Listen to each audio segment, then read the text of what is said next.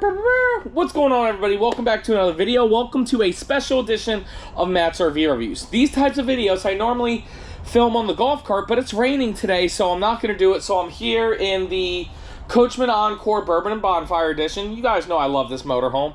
So today's video is going to be different. It's going to be 7 RV products that you shouldn't buy. Now, this was not a subject that I came up with. As you guys know, I'm in an RV content creator group where once a month we all collaborate with each other and we all have the same video subject and title. So make sure you check out their videos as well. And who are they? They are Our Everyday Getaway, Wayward Wags, Happy Place Diaries, The Roadsmiths, and The Brazen Brits. Now, every single one of them right now has just come out with their own version of what not to waste your money on or what not to buy as an RVer. And I'm doing it a little different, okay? So, as you guys know, I work at a dealership. So, a lot of the stuff that I would tell you not to buy is stuff that we sell. You know what I'm saying? But I didn't want to not participate with the RV content creator group. So, I decided to put a little spin on it. And what I'm doing is, here's what you don't want to buy that you don't want to go cheap on.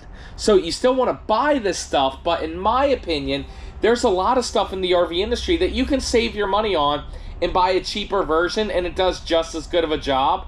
And then there's other stuff that you don't want to go cheap on because it's a lot more important than what you would realize, and you need this stuff, but just spend a little bit more money. Without further ado, let's begin. The first one, do not buy a cheap drinking hose. You can buy a cheap hose for your black tank flush, for, you know, other stuff around the campsite, cleaning stuff on the outside. But when it comes to your city water connection and your potable water fills, you don't want to have a cheap hose. You want to have a high quality hose that's really, really good. You got to remember, what goes through that hose is what's going into your mouth and body. So you want to make sure it's good stuff. It's not, you know, cheap and nasty. Pretty self-explanatory. Number 2, a cheap surge protector. Guys, we sell surge protectors that are medium priced and higher prices, but I saw online that they have some. Oh, by the way, this video, I'm not going to call out any brands. This isn't a brand video about what's cheap or what's not cheap. This is just a generalized video.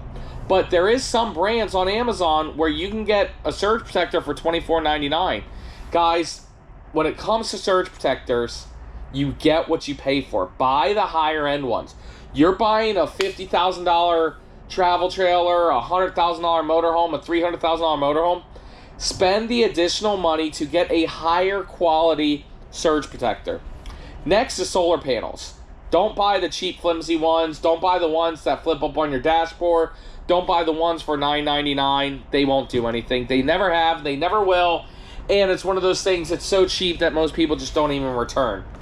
If you are going to do solar, get the 100 watt, 200 watts. Get the ones that mount on. Get the good quality ones. Because again, if you don't get the good quality ones, you're just kind of throwing your money away. 3, sewer hoses. Get a higher end sewer hose. Get a better quality sewer hose.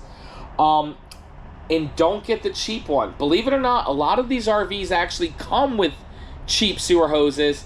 And the best thing to do with those is just throw them away. You really want to invest the money on a higher end $50, $100, $150 sewer hose. One that's not going to break on you easy. It's not going to deter over time. Because we all know that is stinky business. And if you get messed up one time, that was not worth the $150 on the highest end side of a sewer hose. You know, there's people in campgrounds, kids walking through your campsite, running them over with bikes and stuff. And if they do, they're not going to tell anybody. And so you don't want to find out the hard way if you have a cheaper sewer hose or a stinky slinky. Number 5, folding chairs. Don't buy the cheap ones on Walmart. Don't spend $4.99 or $5.99. They break, they don't have a high weight limit, and they're actually really uncomfortable because they sit up straight and everything. You're camping, you're relaxing, you're in a nice campground that you're spending a few $100 for the week. You're on vacation. You don't want to have back pain. I remember one event, I think it was the Albuquerque Balloon Fiesta. I bought a cheap chair from Walmart just to have a chair because I didn't want to bring my chair through the airport with me. And boy, was that a mistake, because that was the worst chair. You're sitting there all like this. You're all tensed up. You know, you're camping, you're on vacation. And if you're RVing, it's easy just to buy an expensive chair, one that you're actually going to use, one that you're not going to throw away. Number 6, toilet chemical. Don't buy cheap toilet chemical, guys.